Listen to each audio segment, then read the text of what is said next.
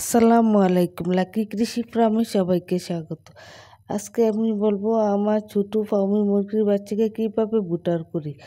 আমি আমার ছোটো ফার্মি মুরগির বাচ্চাকে যে খাঁচার ভিতরে ভরে রেখেছি, এগুলা যাতে লড়াচড়া না করে, চারিদিকে সরিয়ে ছিটিয়ে না যায়, তাই খাঁচার ভিতরে ভরে আমি 200 পাওয়ারের একটি লাইট দিয়ে দিয়েছি।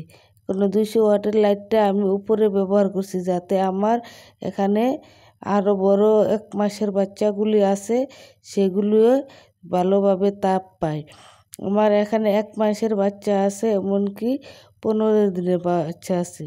আর ফার্মি মুরগির বাচ্চা শীতের মাঝে বেশি তাপ দেওয়া লাগে, এগুলা অনেক ঠান্ডা লাগে, তাই এগুলোকে বেশি তাপ দেওয়া লাগে। আমার বাচ্চাগুলো 15 দিন হয়ে গেছে, তারপরও আমি এগুলাকে তাপ দিয়ে রাখি। আর আপনারা যেভাবে রাখবেন, পরিষ্কার পরিচ্ছন্নভাবে রাখবেন,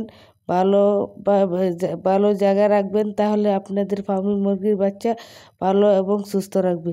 এই যে আমি ঘরের ভিতরে রেখেছি, আমার ঘরে সন্ধ্যা হওয়ার পর আমি চারিদিকে লাইট দিয়ে চারিদিকে বেড়া দিয়ে রেখেছি, যাতে কোনো দিক দিয়ে আলো বাতাস ঠান্ডা বাতাস না আসতে পারে। এই যে এখন এইগুলো বাচ্চা আমি একটি বড় খাঁচার ভিতরে 20 পিস বাচ্চা আছে, এগুলো খাঁচায় ভরে রাখছি, যাতে সারা রাত এদিক এদিক দৌড়াদৌড়ি না করে, লড়াচড়া না করে, এক জায়গায় বসে তাপ ভালোভাবে পায়। তার জন্য আমি এটার ভিতরে লাইটিং ব্যবস্থা করেছি। আর আপনারা যারা অল্প পরিসরে পারলেন, তারা বাচ্চাকে 1 মাস পর্যন্ত লাইটের ব্যবস্থা করতে হবে, না হলে শীতে আপনারা ফার্মি মুরগির বাচ্চাকে ভালো রাখতে পারবেন না। এগুলো খুবই ঠান্ডা লাগে, ঠান্ডা লাগলে ফার্মি মুরগির বাচ্চা টিকানো যায় না। আর এগুলো দেখেন, লাইটের নিচে রাখেছি কত সুন্দর, ভালো এবং সুস্থ আছে। এখানে আমার 2 ধরনের বাচ্চা আছে।